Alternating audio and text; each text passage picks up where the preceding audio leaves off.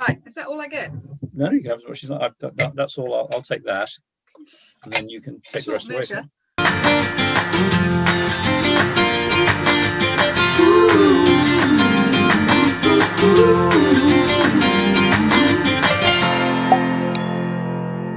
Now, the thing about champagne, when you open a bottle, it seems to be so difficult sometimes, but I'll keep your cork. If you just take the cork, if you're right-handed, take the cork in your left hand. Hang on a minute. This could go terribly wrong. It won't go terribly wrong. I hope it does. Hold it and just turn the bottle slightly, and then loosen the cork, and the pressure of the champagne will just ease it out. You don't have to.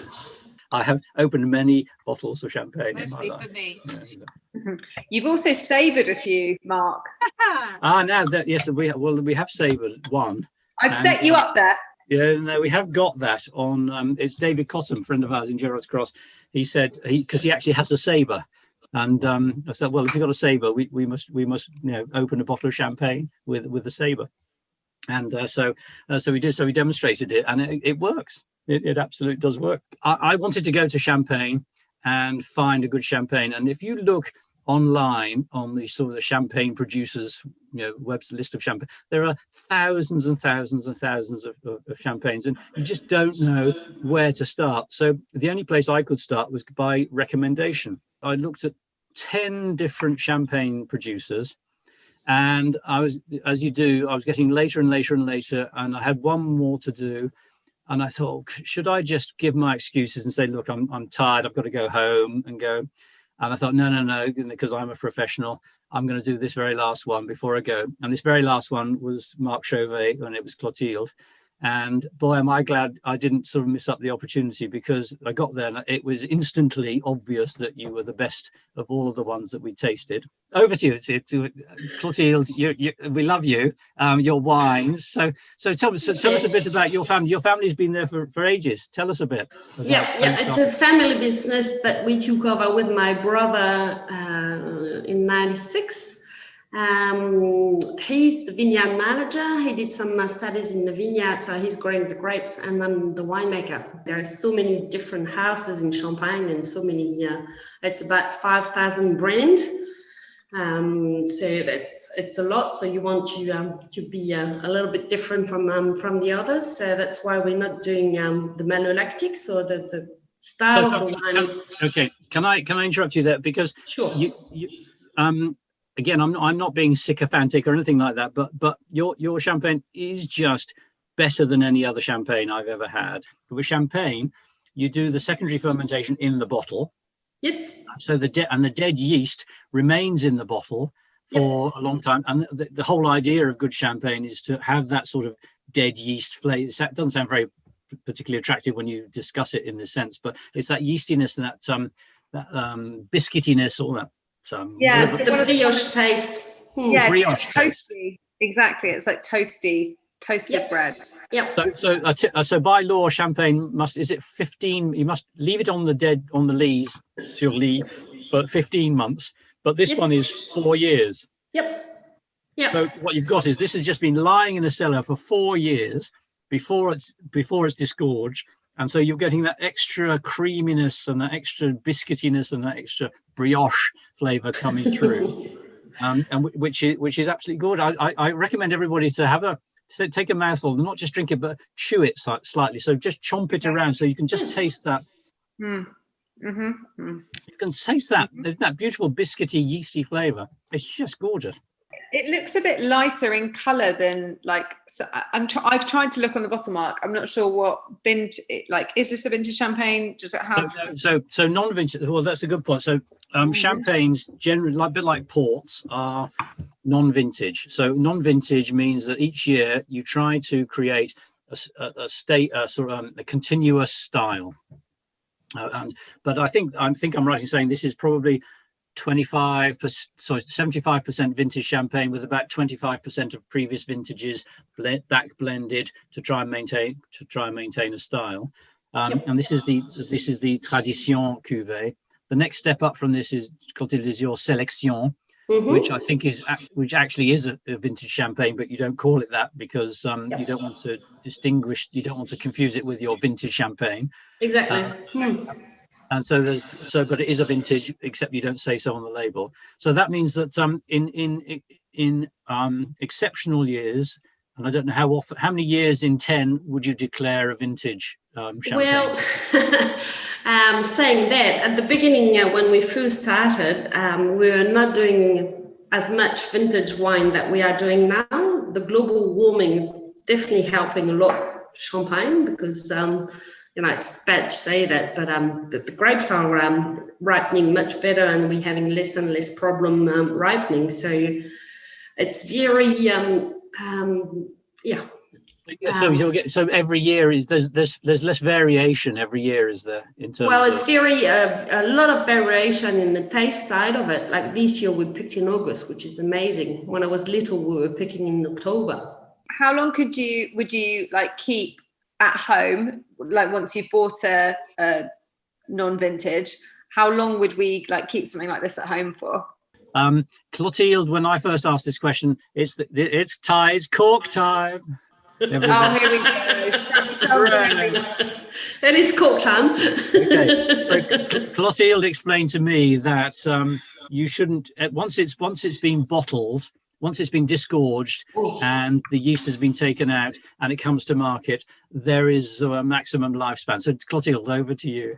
Yeah.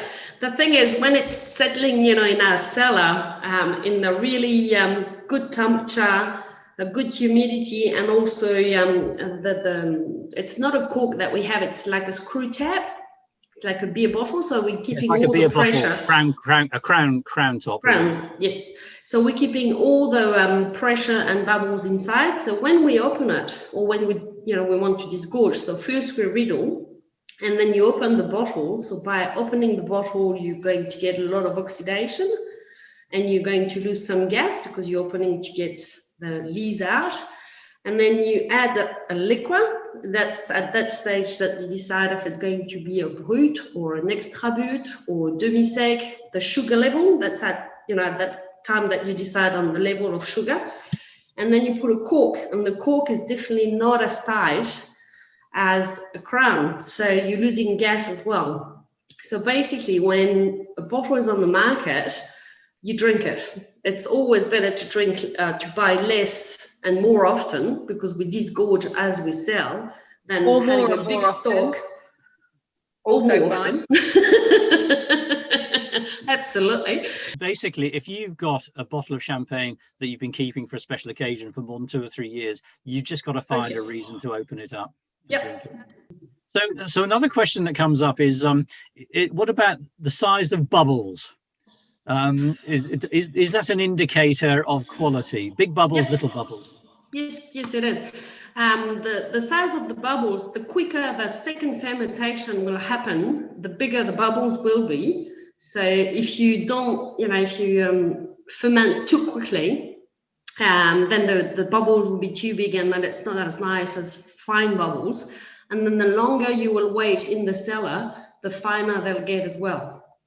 So it's a question of aging in the cellar, but also the speed of the second fermentation happening. In the olden days, you used to get those flat, those old-fashioned champagne glasses that were like they were like sort of flat mushrooms. That was a way. The point about these glasses is that point at the bottom is that the bubbles. What happens is the bubbles disperse on a point. So if you've got a wide bottom, there's lots of bubbles coming up. If you've only got a narrow bottom like that, the bubbles don't disperse so quickly. So it stays fizzier longer in your glass when you've got a glass this shape. So there is science in the shape of a champagne glass. The Tradition, which we're tasting tonight, is a 75% vintage champagne with 25% back vintages blended in to give it a continuity of style. The other thing that happens in champagne is that with all things is when you make champagne, the classic champagne is 4,000 kilos of grapes is allowed by law to produce 2,666 liters of juice.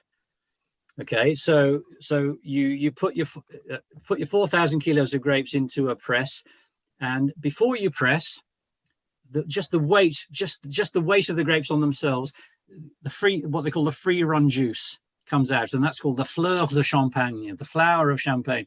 And so the juice that is not pressed is the best quality. You keep that to one side. You then do a gentle press, a first press, and then you get the bulk, so, a lot more juice coming out. You put that in a separate vat. You then squeeze a bit harder the second press to get a bit more. And so as you can imagine, the quality of the juice is getting a bit worse and worse.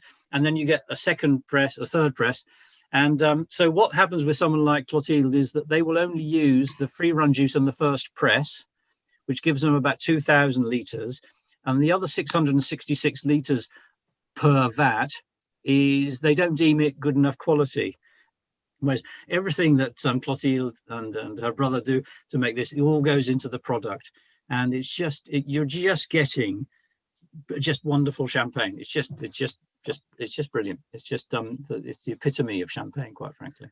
We have a thing called the Real Wine Company holidays, and I hear you're open to visitors in a normal kind of non-pandemic environment.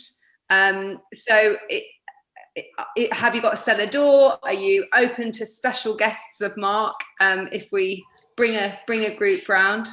Yeah, absolutely. Absolutely. Just it's always better to give us a ring to make sure that we're here, because sometimes we're in the vineyard or in the cave and you don't hear. You might be riddling in the cellar.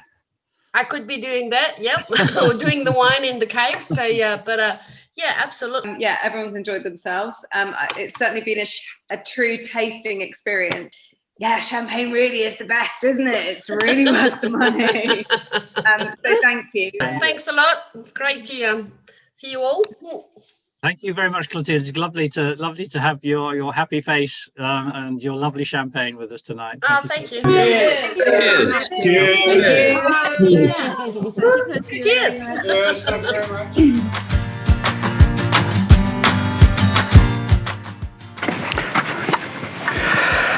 Hello, Marc and Rita from the Real Wine Company here. Hope you enjoyed the video.